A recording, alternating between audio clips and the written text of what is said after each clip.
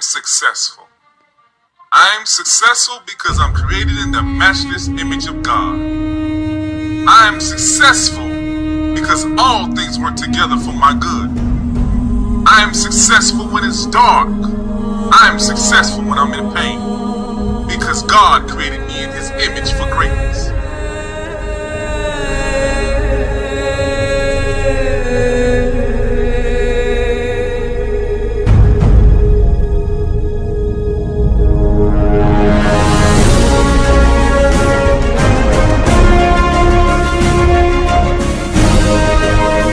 A time when my mother had got real violent to where she was throwing wrenches and tools at me. And I remember running out the house on the street just running.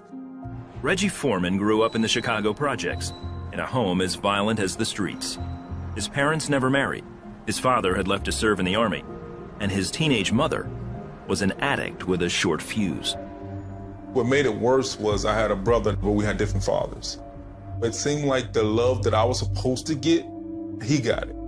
I mean, if I would argue with him, if I would say something to him, he would tell I would get hit. She would take his side.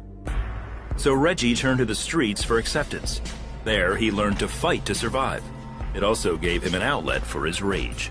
I was angry at my mom, angry at the streets. I wanted to stop being bullied. I wanted to stop being teased and ran home every day. I wanted them to know that if you touch me, I'll hurt you. Then his mother began prostituting. Reggie wanted out. He went to live with his father, who had moved to Miami after the Army. He was also married and very wealthy. It was a new home and a new life for Reggie, but his father had high expectations. He always told me, you can be better than me, but it was like he was forcing me. My father's trying to turn me into this productive citizen, but I'm 14 years old, I want to watch hip hop and rap. Determined to do his own thing, Reggie joined a gang. He was constantly getting into fights and eventually kicked out of 2 schools. He discovered his father had been dealing in drugs and prostitutes. Now, this is very hard because my father was suits and suspenders and clean cut. Nobody would believe that my father would be doing this. This is like a movie, unbelievable, that my father's a pimp. He started disappearing. I would see him every other couple of weeks, and I started getting in more and more trouble. Eventually, Reggie's father sent him to live in Alabama with his grandmother, hoping she might influence him to get his life turned around. I remember my grandmother said, you have to trust in God.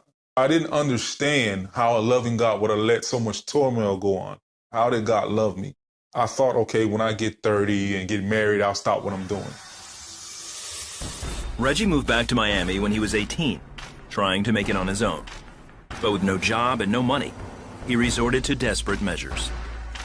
I'm in a house with no power, no lights, and everything's going wrong. And I got friends that are making money, $50, $100 a day doing robberies and stuff or selling drugs. So a bank robbery just made sense. Yeah, tonight. Y'all gonna be ready? And we gonna get in and out. I was on my last hope, suicidal. I need this money. They pulled off the heist, getting away with $22,000. But police tracked Reggie down, and he was convicted of armed robbery.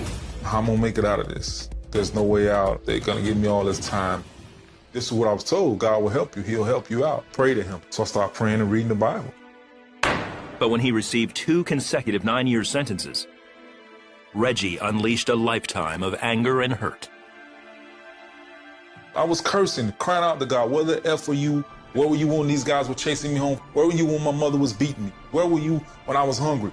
And I remember crying out to God, and I just remember saying, God, I really need your help. And I was on my knees crying, suicidal. I was repenting after I lashed out at God.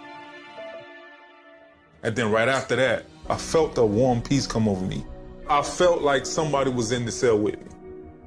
Burden started to lift. Hope came in. He spoke to me and said, I got a purpose for you. It wasn't just, I want you to be saved and go to heaven. He showed me in that moment, I have a purpose for all of that. I was like, wow, this almighty God has a purpose for me. That day, Reggie gave his life to Christ. He was released early on an appeal in 2008. He travels nationwide, sharing how God has loved him through all he has done. God has a purpose no matter what your pain is. My purpose is to help people know that God is real and that He. Or is it hard to say? Because that wasn't your story.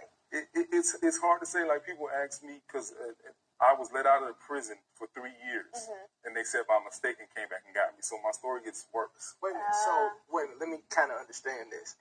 They let you out of prison, and you're free for 3 years, and they say, "Oh, I made a mistake," and now you have to go back to prison. Yes. In the midst of I was illegally sentenced, I went back to court for the state charge, and they overturned the 9 years, and they sentenced me for 3 years. But when I was supposed to go to federal prison, I went back to another state prison. And when it was time to pack up, the federal prison never came and got me.